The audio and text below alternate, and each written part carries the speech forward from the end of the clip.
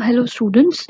So in the previous presentations I have discussed about the atoms, ions, molecules, compounds, mixtures, properties of matter, molecular and atomic masses and how to find them, laws of chemical combinations, Dalton's atomic theory and etc.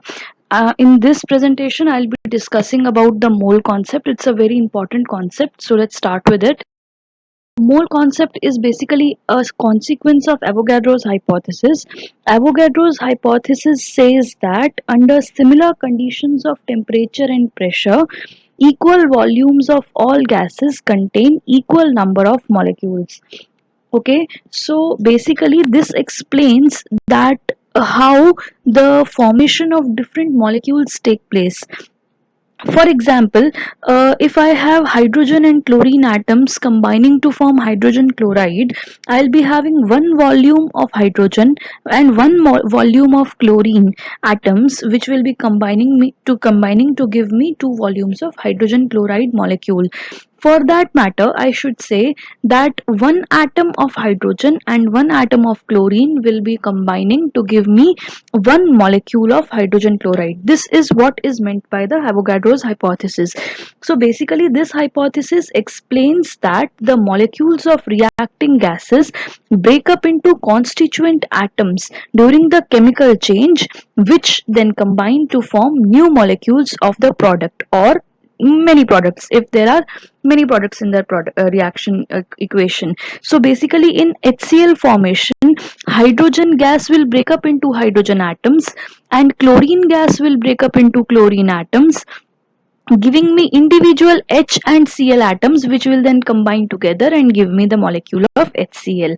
So basically so this Avogadro's hypothesis is very important because I get two very important conclusions or applications from this hypothesis. Number one is I get a formula of relating molecular mass with the vapor density of any gas that is reacting in a reaction equation. So I have the formula of molecular mass is equal to twice the amount of vapor density of any reactant. Okay, this is the first application. The second application according to Avogadro's hypothesis is that 22.4 liter or 22,400 milliliters of any gas at standard temperature and pressure will always contain 1 gram mole or the molecular mass of that particular gas in grams. For example, for O2 molecule or for oxygen gas, I know that it exists in the form of O2. So the molecular mass is 32 grams, and according to Avogadro's hypothesis, I can say that 22.4 liters of oxygen gas will have a mass of 32 grams. I am repeating again, 22.4 liters of oxygen gas will have a mass of 32 grams, or I should say 22.4 liters of any gas will have a mass equal to its molecular mass expressed in grams. This is a very important concept and it will be very helpful when we are solving questions related to mole concept. So let's proceed with the mole concept. I should start the mole concept with the concept of dozen. We know that whenever we talk about any quantity in dozen, we mean 12. So if I say I have 12 pencils, that means that I have 1 dozen pencils. So dozen of any quantity will mean that I have 12 number of that particular quantities. Similarly, the mole is defined as a similar quantity to take the weight or to know the amount of atoms, molecules or ions present in a substance. The word mole is always associated with 6.022 into 10 raised to power 23 articles or particles. For example, if I say I have 1 mole atoms of helium, that means I have 6.022 into 10 raised to power 23 atoms of helium. This number is also called Avogadro's number, which is defined as the number of atoms present in 1 gram atom of the element or the number of molecules present in 1 gram molecule of the substance. If this seems very difficult to you, you can understand it as the number of atoms present in 12 grams of carbon 12. I hope you remember how we calculated the atomic masses of all the atoms by taking carbon 12 as a reference. This is exactly the same concept, and we say that 12 grams of carbon atoms will always have 6.022 into 10 raised to power 23 carbon atoms. Okay, and this number is also called the Avogadro's number. So I want you to understand that as dozen is associated with the number 12, the word mole is always associated with Avogadro's number, which is 6.022 into 10 raised to power 23 particles, which can be atoms, ions, etc. For example, so now we know that 1 mole will contain 6.022 to 10 raised to power 23 units. Now, since these units can be anything, I should give you an example by saying, say 1 mole of hydrogen atoms will mean 6.022 to 10 raised to power 23 hydrogen atoms, or 1 mole of hydrogen molecules will mean 6.022 into 10 raised to power 23 hydrogen molecules. Now, since the concept mole is always used for smaller quantities, it doesn't mean, if you want to understand it in the form of pencils, as I explained dozen, you can take it in that form. 1 mole of pencils will mean 6.022 into 10 raised to power 23 pencils. But again, since I'm repeating this point, since we are considering the term mole to understand the amount of substance in smaller quantities which we cannot isolate, so we'll be sticking to atoms, ions and molecules only, sometimes electrons also. Okay, so I hope this is clear. So, as I have already explained this, similarly, a mole of oxygen molecules will mean that I have 6.022 into 10 raised to power 23 oxygen molecules. Or if I want to know the amount of oxygen atoms in 1 mole of oxygen molecules, I'll have to break up the oxygen molecules like O2 into 2 more atoms of oxygen. That will give me 2 into these many atoms of oxygen.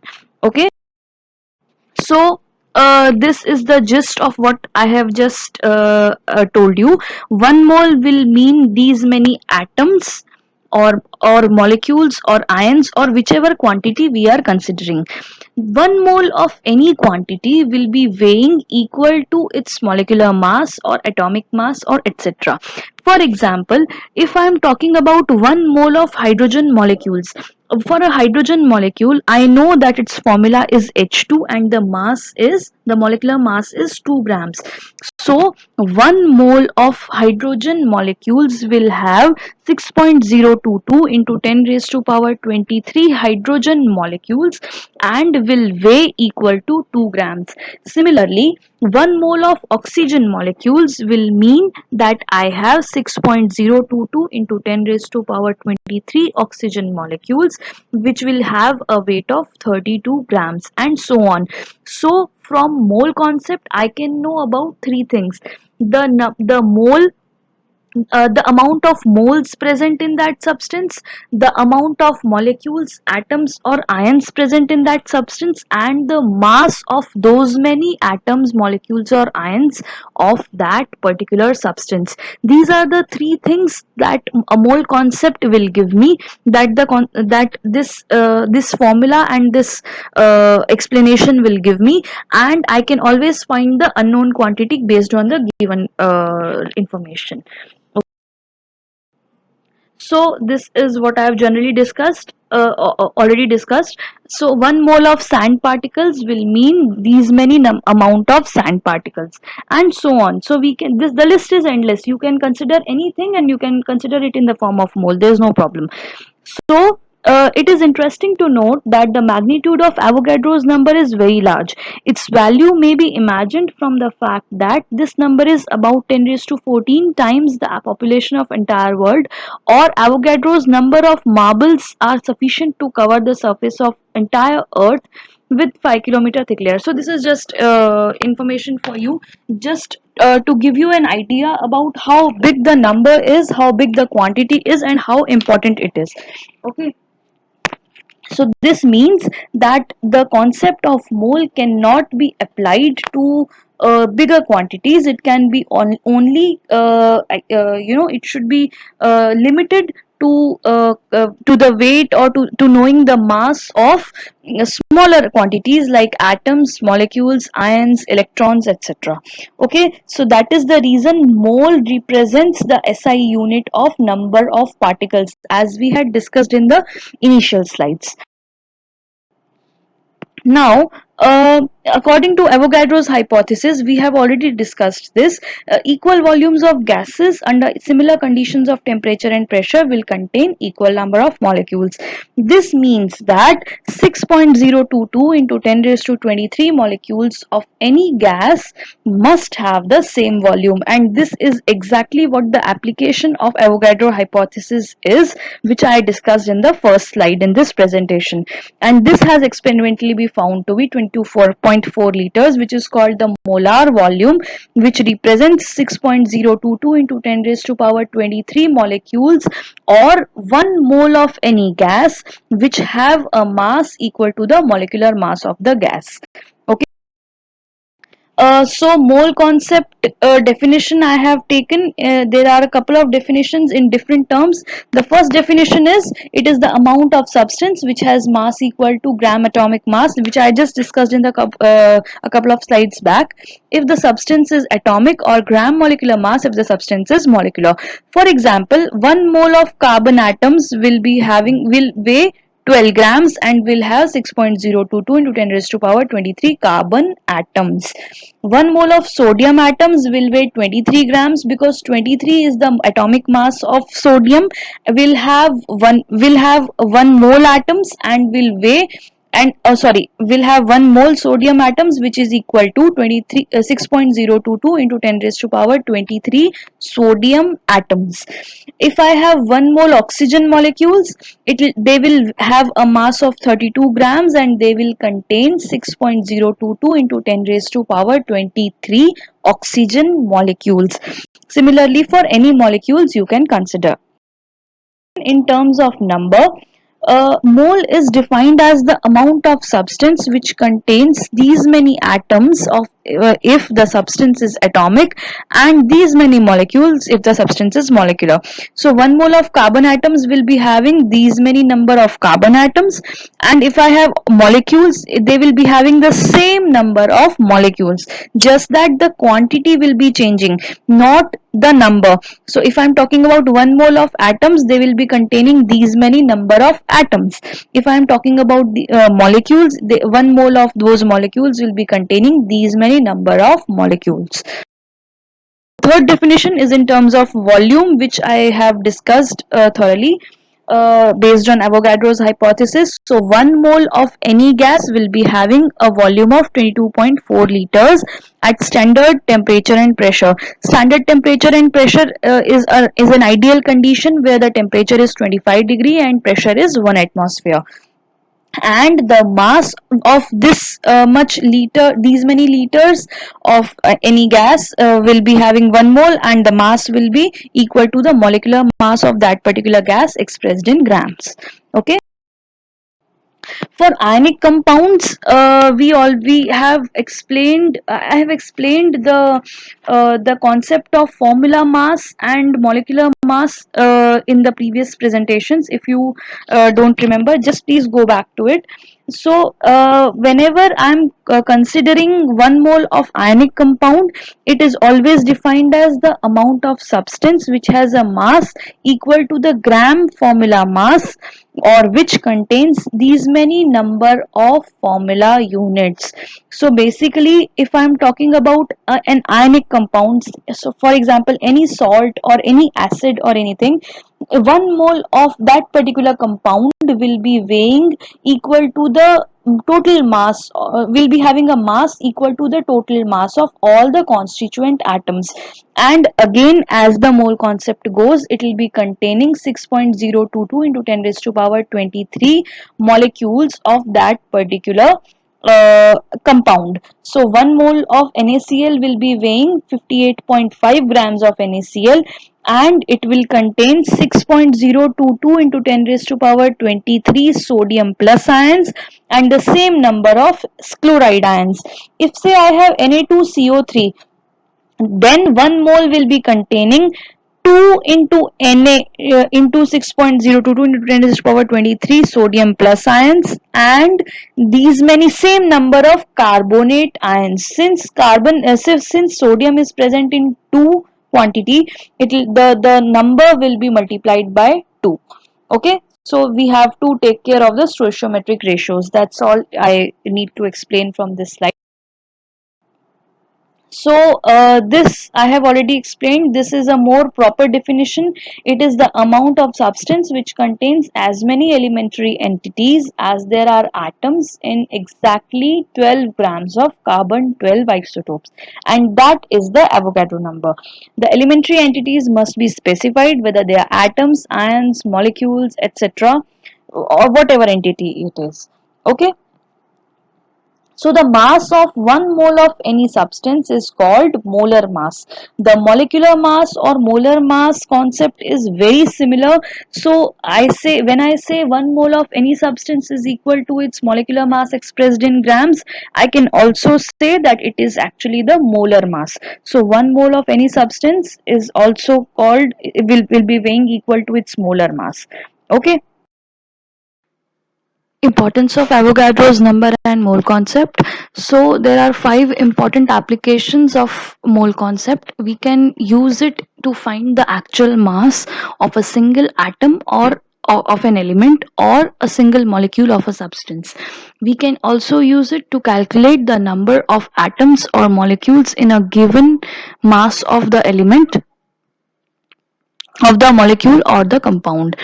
We can use it to calculate the number of molecules present in a given volume of the gas under given conditions. In the calculation of the sizes of different atoms or molecules, numerical. And the fifth is we in the calculation of actual mass of 1 unit. For example, we know that 1 unit is equal to 1/12 of the mass of carbon atom. Hence 1 unit will be equal to 1/12 into 12 upon 6.022 into 10 raised to power 23, which gives me that the which gives me the mass of one atomic unit, which we always consider. So this is actually the mass of one atomic unit that we always consider while taking the molecular or atomic masses. This is just a recapitulation. So 1 mole is always equivalent to the gram atomic mass or Avogadro number of atoms of the element. In molecules, 1 mole is equal to the molecular mass and Avogadro number of molecules of the substance and 22.4 liters of that particular gas at standard temperature and pressure. In case of ionic compounds, 1 mole is equal to 6.022 into 10 raised to power 23 units of that compound, and the mass is equal to the normal gram formula mass of that compound. Also, mass of the substance upon molar mass will always give me the number of moles. Why? Because 1 mole will always be equal to the molar mass of the compound. Also, the number of entities, or I should say atoms, ions, molecules or compounds upon the 6.022 into 10 to the power 23 or the Avogadro number will also give me the number of moles, as the number of 1 mole is always equal to this much number of entities, or I should say Avogadro's number of entities. These are some solved examples that I have taken. This is the first problem. Calculate the mass of an atom of silver. So I know that the atomic mass of silver atoms is 108 grams. That means 1 mole of silver atoms will weigh 108 grams, and this much amount of silver will be having Avogadro number of atoms. I need to find the mass of one atom of silver. So I know that 6.022 into 10 raised to 23 atoms of silver will weigh 108 grams. So one atom of silver will weigh how much? We'll just cross multiply 108 upon the Avogadro number, and this much is the amount of mass of one atom of silver. Okay. In the next question, we have to find the mass of one molecule of carbon dioxide. On the same grounds, 1 mole of carbon dioxide will have this much weight, mass, and it will contain Avogadro number of carbon dioxide molecules. Thus, I know that Avogadro number of molecules of CO2 will have 44 grams mass. So, one molecule will have how much? 44 upon Avogadro number, which will give me my desired answer. I hope this is clear. After this presentation, I will consider this chapter to be almost over from my side. If you have any doubts, we'll be considering them whenever we meet in the class. And this presentation will be now followed by 2 worksheets for you, which I'll be making so that your concepts regarding the mole and other molecular masses and atomic masses concept is clear. So after this presentation, I'll send 2 worksheets for you, which you have to solve along with the NCERT question answers. So when we meet, and of course I'll send you the answer key to the worksheets also, so that you can check and just confirm your answers. If you have any problem, you can just tick them out and we'll discuss them whenever we meet. Okay. There are a couple of problems I have considered. So this is a question: how many atoms and molecules of sulfur are present in 64 grams of sulfur? We know that sulfur is present in the form of S8 molecules. So I want to know how many atoms are present in 64 grams of S8. Okay, I know the molecular mass of S8, that is 32 into 8 is equals to 256 units. I know that 1 mole of S8 molecules will be weighing 256 grams and will be having Avogadro number of molecules of sulfur in that. Now I need to just find out how many sulfur molecules will be present in 64 grams of sulfur. So 256 will contain these many. So 64 will be containing 6.022 into 10 raised to power 23 into 64 upon 256. So these many S8 molecules. Okay. These are the molecules. They have asked how many atoms and molecules. So if I want to find the number of atoms, how will I find? I know that 1 molecule of S8 will contain 8 atoms of sulfur. So if I have these many molecules in 64 grams of sulfur, how many atoms will be there? This into 8. So this is the number of atoms present in 64 grams of sulfur. I hope this is all clear. These are very simple questions. Mole concept is a very simple concept. Just it requires you to pay attention once, and then that's it. You don't need to mug it up in any way. It's a very simple concept. Okay. There's another problem. Calculate the number of molecules present in 34.2 grams of cane sugar. They have given you the molecular formula, so you can find the molecular mass of cane sugar from the formula. You know that now these many grams will have Avogadro number of molecules. So 34 grams will contain how many molecules? Similarly, in 1 liter of water, assuming the density is 1 grams. If I have 1 mole water, it will weigh 18 grams because H2O means 2 grams of hydrogen and 16 grams of oxygen. So 18 grams is the molecular mass of water, will contain Avogadro number of molecules of water. Now mass of 1 liter is how much? Volume into density, since water is present in liquid state. So mass of 1 liter of water is 1000 grams. So I know that 18 grams of water will have these many molecules. So 1000 grams or 1 liter of water will contain how many molecules? This I can find in one drop of water having mass 0.05 gram. Now this question you may find tricky, but it is as simple as the questions above. So again, 1 mole of water will have this much mass and these many molecules. They have given you the mass of 1 drop of water. So if 18 grams contain these many molecules, how many molecules will 0.05 gram contain? Again the same type of cross multiplication and you can find the answer. Okay. There are a couple of other definitions based upon the concept of mole, which are very important throughout your 11th and 12th class, and you will have to be very attentive during this. Number one is the mass percentage. Mass percentage. So we know that whenever I am talking about a solution, there are two types of components present in it. One is the solute, and the other is the solvent. Solute is the component that is present in smaller amount, that is generally present in solid form. Generally, it can be liquid also, it can be gaseous also. So the component which is present in smaller amount is always called solute, while the other component which is present in larger amount, which acts as a medium to be dissolved in, is called the solvent. So based on this concept, there are a couple of definitions that I'm going to discuss. Number one is the mass percentage. Mass percentage of a solute in a solution is the mass of solute in grams present in 100 grams of solution. So I should say mass of solute upon mass of solution into 100%. There is a percent after this, only then I will be able to find the mass percentage. Both these quantities have to be present in grams only. Okay, this is the mass percentage of solute. So amount of solute present in 100 grams of solution is the mass percentage.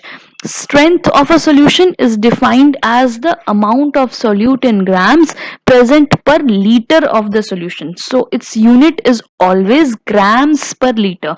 Always remember, whenever we are finding the strength of a solution, the unit is going to be grams per liter, and that is the reason whenever we talk about strength of a solution, it is the amount of solute in grams present in 1 liter. Okay. Molarity is a very important concept. Molarity of a solution is the number of moles of solute present per liter of the solution. So if I want to find the molarity of a solution, I need to find the number of moles of the solute present in 1 liter of the solution. So whatever, if you are suppose given the mass of a solute present in some amount of solution, then you'll have to convert that mass into the number of moles based on the concept of molecular mass, which I have discussed in the previous slides. As we solve more questions, you'll be more clear about it. So number of moles, once you have, you divide it by the amount, by the volume of the solutions that you've got, and you'll get the molarity of the solution. Moles of the solute are calculated as, again, I have incorporated this definition also, which I have discussed in detail in the previous slides. So mass of solute, or I should say the given mass of the solute which is given in the question, upon the molecular mass of the solute will give me number of moles. Okay, so this is how you can find this, and you can find the molarity. It is also, it is represented by the symbol capital M. This is also very important. Now molality of a solution is defined as the number of moles of the solute dissolved in 1 kilograms of the solvent. You just have to change the denominator. It is represented by a small m. It is as equal as the concept of molarity, just that the formula is a little different. But again, you will have to find the moles of solute, and it will have to divide it by the mass of solvent in which it is dissolved, and the mass should always be in kilograms. Only then the quantity will be equal to the molality of the solution. Okay. Normality.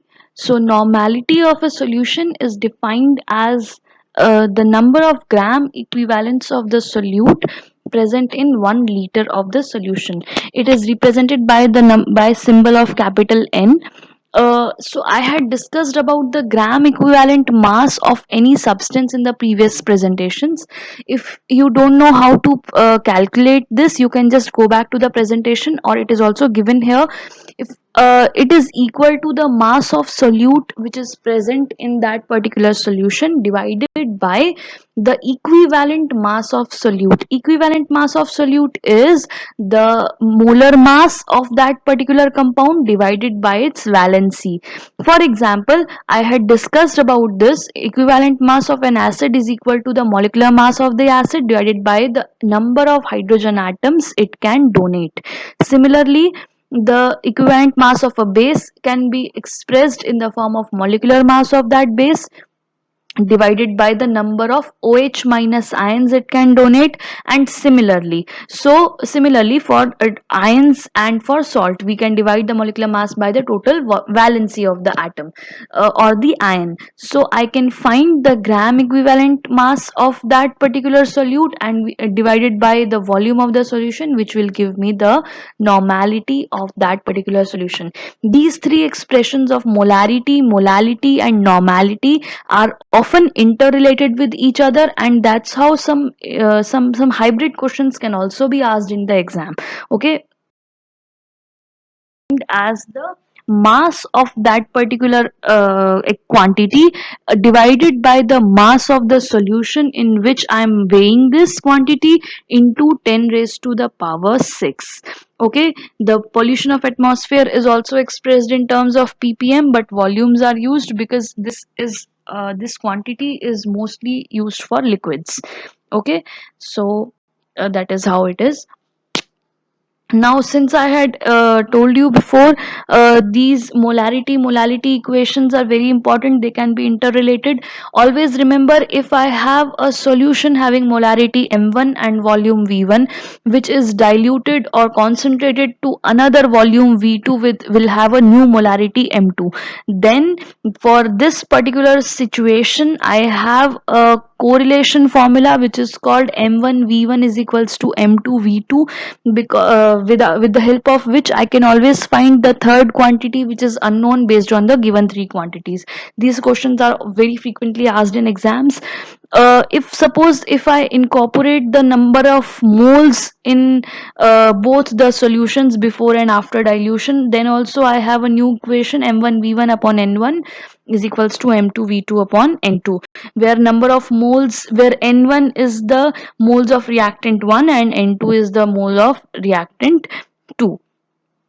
All right, this is a for normality also I have a similar formula. N1 V1 is equals to N2 V2. Whenever the strength of the solution is expressed in the form of normality and not molarity, then I can use N1 V1 is equals to N2 V2, and I can always find the fourth unknown quantity based on the given three quantities.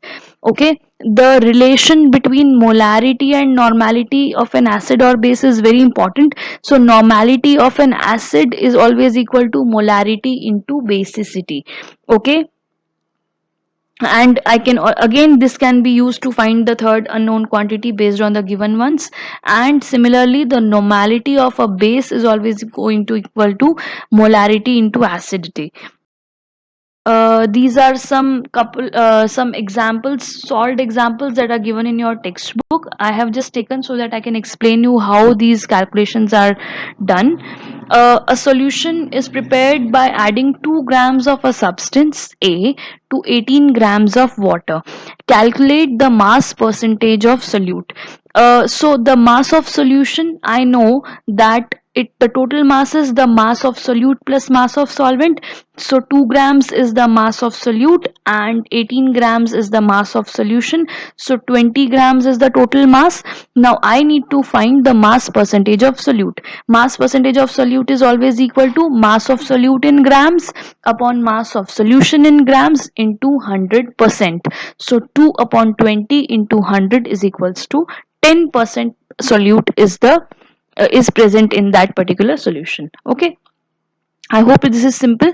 If you have any problems, I'm repeating again and again. You can always convey your questions, and I will try to get back to you as soon as possible. Or maybe you can just tick them, and whenever we meet, I'll try to clear all of them. Okay.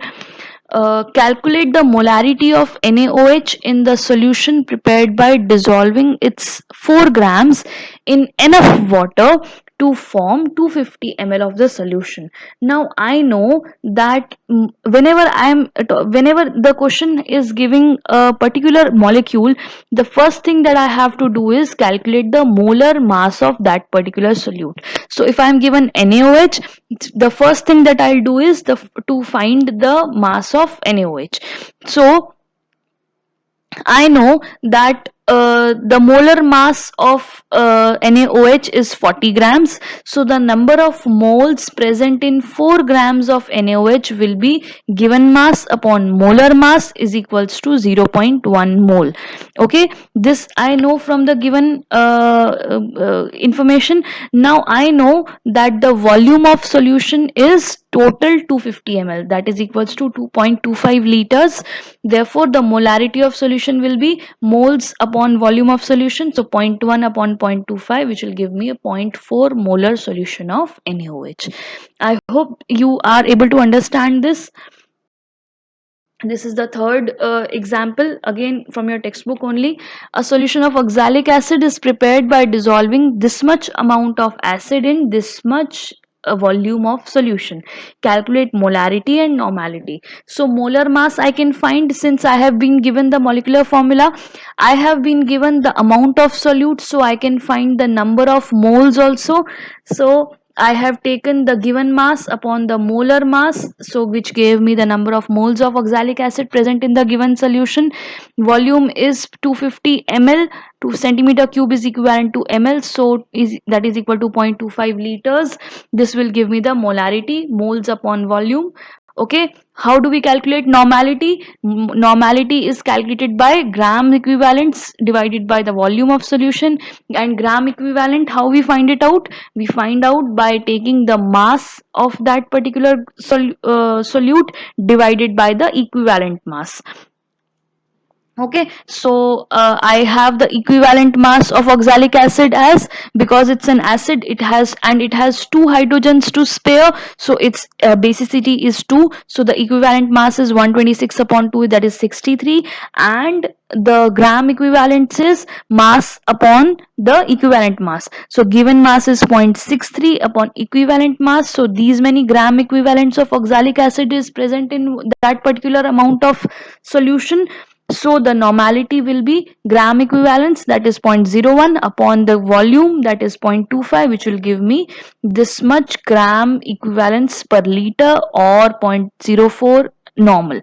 Gram equivalence per liter is basically normality only. So this is how I find the normality of the solution. These are very simple questions, and similar type of questions are given in your textbook exercises also.